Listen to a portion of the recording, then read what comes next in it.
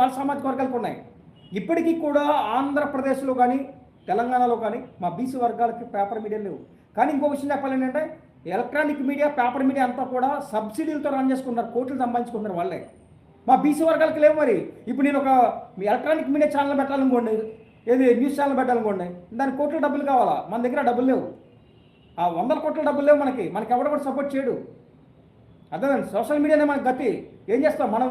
మన బాధలు చెప్పుకోవడానికి ఉన్న ప్లాట్ఫామ్ ఇది ఒకటే, అందుకే మనం చెప్పుకుంటాం అది. సో ఇవి కూడా నొక్కాలని ఆలోచనతో చాలామంది కూడా బూతులు మాట్లాడే వాళ్ళు చాలామంది ఉన్నారండి. వాళ్ళందరూ కూడా ఆంధ్రప్రదేశ్ ప్రజలందరూ కూడా ఆలోచిస్తుంటారు. ఎందుకంటే మనం మాట్లాడే దాంట్లో నిజాయితీ ఉందా లేదని ప్రతి వాడు అబ్జర్వ్ చేస్తుంటాడు. నేను మాట్లాడే ప్రతి దాంట్లో అక్షర సత్యం ఉంటుందండి, నేను పక్కా నమ్ముతాను.